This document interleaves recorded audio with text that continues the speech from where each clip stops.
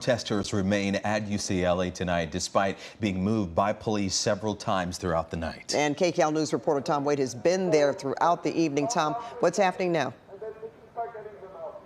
A pretty tense scene is playing out here right now, Pat and Chauncey, just outside of Dodd Hall. I'm going to move out of the way. One of the protesters is making an announcement over the bullhorn. I can't tell what he's saying. He just stopped everyone from chanting. But basically what's been going on in the last few minutes is a woman was pulled out of the crowd and arrested and brought into the building. We might be able to have that video to show you in a few seconds here, but this is kind of the showdown that's playing out right now. It's been kind of a zigzag thing all day where protesters have tried to put encampments in, have tried to take over buildings, have moved from one part of the campus to the next. Right now it's this kind of silence where they're making an announcement. Okay, so someone right now is telling everyone to keep their cool. This is a peaceful protest. So there's a quiet that's just kind of folded out across the crowd. Now, my understanding is the reason why we ended up over here monitoring the protests is that the protesters believe that some of the people who may have been detained or arrested earlier are still in the building with police, and police are trying to move them out to be processed. We have not confirmed that with police. That is why the protesters, though, have come over here, because they believe that to be the case. I think we might have that video of the arrest a short time ago. Okay, we don't have that yet. So before we get to that, why don't we go first to some of the video that was shot here at Dodd Hall earlier this evening, and you'll see the kind of chaotic scene that was playing out. There were protesters trying to barricade themselves in the perimeter and courtyards of the building. There's hedges and sort of like these natural barriers around Dodd Hall, and police, CHP, UCLA police, they were all kind of powering through to like break those barricades and detain some of the people. They were able to disperse the crowd in some cases and get people out of the area. There was also another chaotic scene playing out at another building, Moore Hall, and that is where we saw a lot of activity, clashes and confrontations between security, police, as protesters tried to get inside of that building. They were blocked. They tried to get in. Security prevented them from doing so. Okay, and now we have the video that we shot just a few minutes ago. This is of a woman who was pulled out of the crowd, or at least from the vantage point I was. You can see there was a pretty chaotic scene there, as well as she was brought inside the building. It looks like she is being detained now. We don't know where she is, but police brought her inside of the building. They have brought more people out. We tried to speak with protesters. They would not speak with us, but we did speak with a rabbi here on campus and a faculty member who's here to support the protesters. I was just here observing the protest and trying to make sure that our Jewish students are safe and sound and supported. And I was also just filming the protest, basically, when someone just kind of approached from the side and violently slapped the phone out of my hand and started yelling and screaming profanities and basically threatening to kill.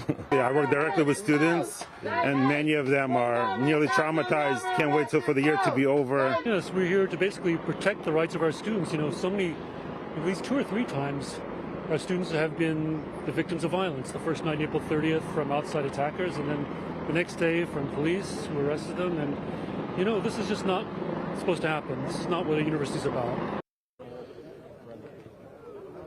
Yeah, and almost 2 months ago was now since the encampment, the larger encampment, was formed not far from where I am right now, very close. I can see the area from where I'm standing where that original encampment was formed, and of course then all the violence that played out there in the ensuing days. So again, a kind of eerie quiet right now. I really am not certain what's being planned right now by protesters. They seem to be maybe collecting their breath or perhaps planning a next move, but this is the first time in the evening where there hasn't been any chanting, there hasn't been any, there's no activity. Otherwise, it's been a lot of movement, intensity, a lot of emotion. So we'll see how things go. Of course, we'll be monitoring the situation here at UCLA for you. Reporting live at UCLA, I'm Tom Wade, KCAL News. Go ahead. You know, before we let you go, it's been interesting to see how they have been able, though, to move from an area to the next. Officers moved in when they felt they needed to and started arresting people, especially those that were by those bushes that you showed us when they were trying to remove some of the debris or shields that they had. And I saw a woman who was prominent in that particular area. Was that the woman that was arrested and they were shouting, "Let her go, let her go"? Pat, I think so, but I just not certain, because there's a lot of bodies, a lot of people, a lot of barriers. I was trying to get a good look, and I was trying to figure that out myself. Someone else asked me the same question because they thought the same thing, but I'm just not absolutely certain. But yeah, so this was the area that was cleared out earlier, and police had gotten everyone to disperse, and then they gathered on the other side of the building in kind of just a roadway that really they were not interfering with anyone. They were chanting Free Palestine, a number of their slogans. They were chanting there, but then some of the protesters who were over where we are now kind of frantically came around the side of the building and motioned for everyone to come where we are now, as though something was about to happen. That's where the speculation of arrestees or detainees were in the building, and they were trying to form sort of like a human wall to prevent them from being taken out. Again, this is all why people moved. We don't know if this is good information or not, but we just know that this is why protesters were moving from one area to the other, because that is the information they were being given from some of the organizers here on the scene. All right, Tom, and I know you'll keep a close eye on that. And you can stay with KCAL News for the very latest on the protests. And we're always streaming 24/7 on CBS News Los Angeles.